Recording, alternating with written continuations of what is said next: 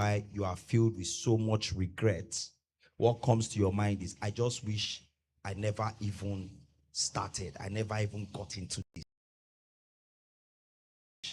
In fact, God, I don't even want to do again. My father used to say something. He used to talk about, he had this phrase, he would call it get up and go. So there are some days when trauma hits you, you don't have get up and go. You just want to lie down in bed and sleep. You don't want to do anything. You just don't want to do.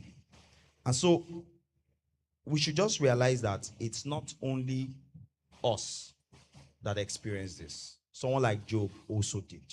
But we'll get to what or and how he was able to cope with it. Another person too that sometimes, when I asked earlier, we all said Job. Job is easy to realize. But another person who also went through some challenges is David. If you read the book of Psalms, almost every psalm has David lamenting. Has him lamenting over one thing or the other. Has him crying out. If you read the book of Psalm 6 verse 6, if you start the book of Psalm 6 from verse 1, you will see media help. God. Okay, so okay, yeah. So 6 verse 6. So 6 verse 6, you see him. This is a king who was a wealthy king, powerful in his own rights, doing exceptionally well at the time. And this is a king who is admitting here, as a man, that he was soaking his pillow with tears every night. This is David. And here, let me read it. I'm weary with my groaning. All night I make my bed swim. Have you cried that your tears have soaked the bedsheet to the point that you are swimming? You are swimming in tears, drenching it with my tears. And you ask yourself, why? Why was this happening? But if you read the whole of that chapter, you sort of get an idea. So we've talked about the kind of trauma that can hit you when you are faced with catastrophe. But then there's also the depression that can come when you are faced with success. So now he was successful, and in his mind, he was worried about his enemies. If you go to verse 5, I think. Can someone read verse 5? Oh, is it verse 5? No, hold on.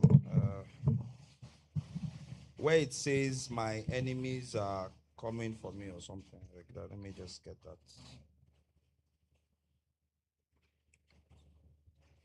See, verse 7. Verse 7. It says, mine eye is consumed because of grief. It wax old because of all my enemies. All my enemies. Yeah, thank you. My eye grows dim with grief. It grows old because of all my enemies. Sometimes in the middle of success, there's a paranoia that often hits us. There's a depression that hits us, that hits even successful people, successful men. When you hit a certain pinnacle, there's this fear, I don't want to fall. This is a boy, or this is a king who was a shepherd boy. He went from zero to hero. He went all the way from shepherd boy, went through everything, to warrior, to psalmist, to king, and now anointed king. Everybody is celebrating him. He's wealthy beyond his imagination. He's winning all the battles. And now paranoia sets in. And this is something that affects men and that affects all of us.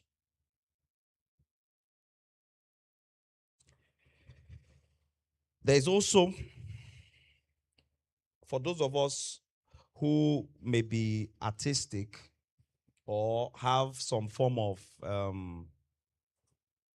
talent, there's also there's emotional distress that often affects artistic people.